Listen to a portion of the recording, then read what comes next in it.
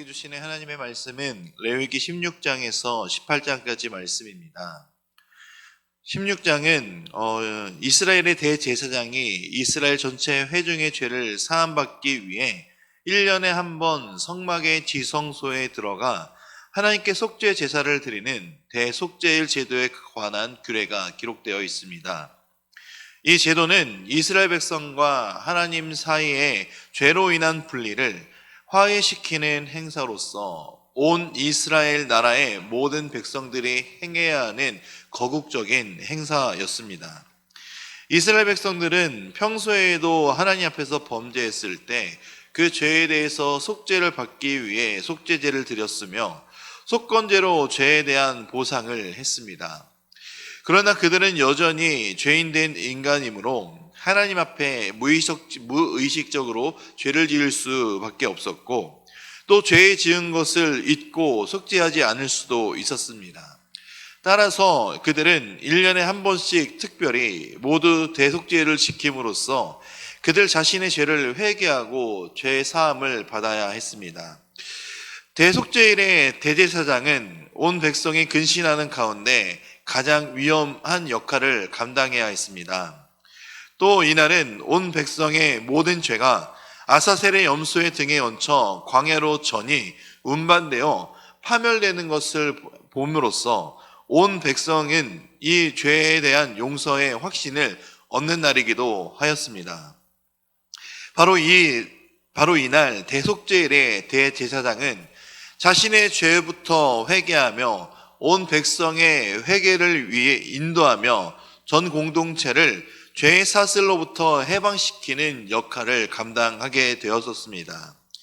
1년에 한 번의 행사로 마치는 절기가 아니라 하나님과 백성과 자연의 총체적인 공동체가 재차 건강한 공동체로 회복할 수 있는 기회, 그것이 바로 이 대속죄일이 되었던 것입니다.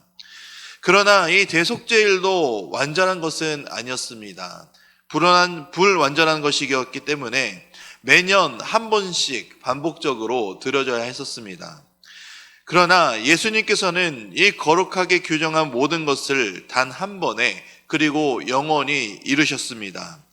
그렇기에 이 대속죄일은 결국 예수님의 대속사역의 예표로 작용하는 행사이기도 합니다. 이 장에서 하나님께서 자신의 임재로 나아갈 길을 베푸신 것에 대해 계시한 내용은 예수님께서 규정한 의식 그대로 나아가 살아나심으로써 성취되셨고 예수님을 믿는 모든 성도는 이제 하나님의 임재 안에 나아갈 수 있게 된 것을 우리는 믿어야 합니다. 바로 예수님께서 십자가에서 죽으실 때 바로 성소의 휘장이 찢어진 것은 바로 그동안 대제사장과 제사장들만 하나님 앞에 나아갈 수 있게 된 것이 예수 그리스도의 십자가의 사역으로 말미암아 이제 예수님을 믿는 모든 사람이 바로 하나님의 임재 앞에 나아갈 수 있게 된 것입니다. 바로 이 은혜를 우리는 늘 기억하며 하나님의 임재 안에 살아가야 하는 삶인 것을, 우리의 인생이 바로 하나님의 임재와 동행하며 살아가야 한다는 것을 늘 기억하시기 바랍니다. 17장입니다. 레위기 전체의 주제는 바로 여호와께 성결이라는 주제로 볼 수 있습니다. 바로 거룩에 관한 책이 레위기서입니다.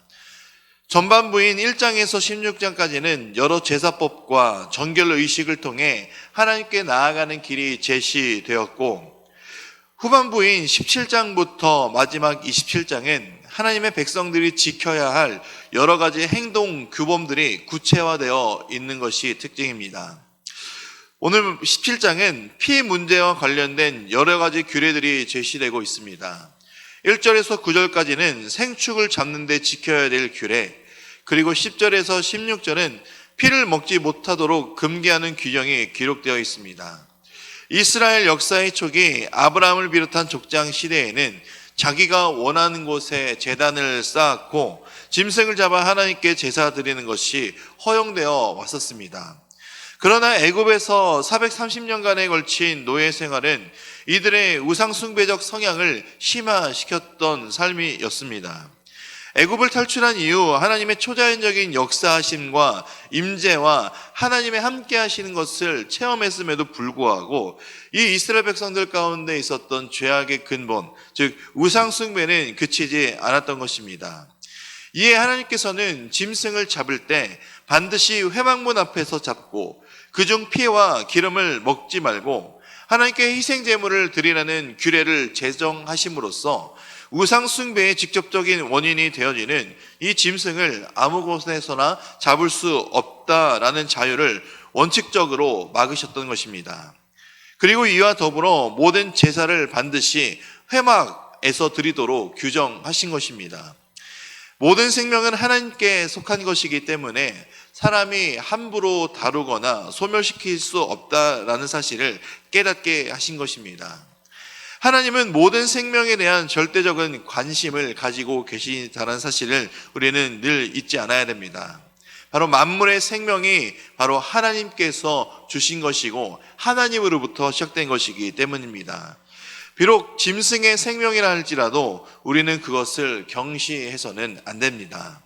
생명은 하나님께 속한 것이며 하나님의 주권 아래 그 생명이 살아있다라는 것이기 때문입니다. 우리는 이것을 잊지 않고 기억하며 모든 생명을 귀중히 여기는 삶을 살아야 한다는 것을 기억하시기 바랍니다. 18장입니다. 의인은 하나님을 향한 충성을 유지하기 위해 늘 깨어 있어야 합니다. 왜냐하면 세상은 놀라울 정도로 악하며 그 악함으로 성도들을 늘 위협해 오고 있기 때문입니다. 이스라엘 백성들이 가나안 땅에 들어갔을 때 그곳 사람들은 개탄할 만한 생활 방식과 종교적인 풍습을 가지고 있음을 발견하게 됩니다. 그러나 오래 지나지 않아 그 생활 방식은 이스라엘의 생활 방식이 되었고 이방 종교는 그들의 종교 상태가 되었습니다. 하나님께서는 이렇게 용납하시고 동화된 것을 심판하시는 것을 구약의 말씀을 통해 우리는 알게 된 것입니다.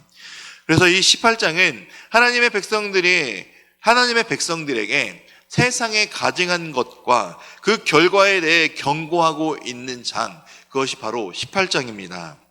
이 18장은 하나님의 백성들이 하지 말아야 할 것을 경고하시면서 동시에 가나안 땅의 문화가 저속하면서도 더러운 것임을 적나라하게 보여주고 계십니다. 그것은 바로 거룩하신 하나님을 믿는 사람들이라면, 즉 하나님의 백성된 성도들이라면 관심도 주지 말아야 할 더럽고 불법적인 성관계에 대한 강조가 나타나고 있는 것입니다. 하나님께서는 이스라엘 백성들에게 애굽에 가증한 것과 더불어 가나안 땅에 가증한 것들, 즉 하나님이 몹시 미워하시고 싫어하시는 것들을 피하도록 경고하시고 동시에 이런 악함에 빠지게 되면 이스라엘 백성들을 약속의 땅인 그 가나안 땅에서 쫓아내실 것이다 라고 경고하고 계십니다. 여기서 이스라엘 백성들에게 주어지는 조언은 단순히 좋은 충고가 아닙니다. 충고에서 끝나는 것이 아니라 하나님의 명령입니다. 하나님의 언약 백성으로서 하나님의 명령을 순종해야 하는 언약을 성실히 이행해야 하는 것에 대한 말씀이 바로 18장의 내용입니다. 요즘을 살아가는 이 시대는 고대에 가증한 것들의 행위들이 허용되어지고 있는 모습들을 우리는 발견할 수 있습니다.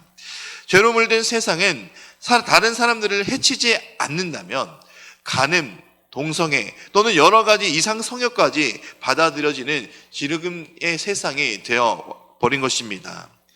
그렇기 때문에 18장은 어느 시대를 막론하고 오늘 이 시대와도 연결시키는 것이 그렇게 어렵지만은 않은 듯 합니다. 악함과 가증함을 피해야 하는 것, 그것은 이 시대를 살아가는 모든 성도들이 가져야 할 반드시 필요한 덕목이라고 할 수 있습니다. 그리고 동시에 하나님의 말씀에 순종함으로 거룩함을 지켜야 하는 신앙이기도 합니다. 내가 거룩하니 너희도 거룩하라고 말씀하신 하나님의 말씀을 기억하며 우리는 세상과 구별된 존재이다라는 사실을 늘 잊지 않아야 합니다. 세상의 악함에서 떠나 살아가야 되는 것, 세상의 악함을 등지고 우리를 구원해 주신 하나님의 은혜 가운데 예수 그리스도의 그 십자가 은혜 가운데 살아가는 것이 바로 우리의 삶인 것입니다. 하나님의 거룩하심을 쫓아 살아갈 수 있는 방법은 바로 하나님의 말씀을 지키며 살아가는 방법밖에 없습니다. 하나님의 말씀을 묵상하고 하나님의 말씀에 순종하며 그 말씀대로 살아갈 수 있도록 하나님께 기도로 우리의 능력을 구하는 삶, 그것이 바로 이 세상에 악해져만 가는 이 세상에서 거룩함을 유지할 수 있고 거룩함을 닮아갈 수 있는 것을 늘 기억하시기 바랍니다. 하나님의 거룩함을 지키는 삶을 살아가시는 저와 이 자리에 나온 모든 성도님의 삶이 되시기를 주님의 이름으로 축원드립니다. 이제 레위기 16장에서 18장까지의 말씀을 경청하겠습니다. 주의 말씀은 내 발의 등이요 내 길의 빛이니이다.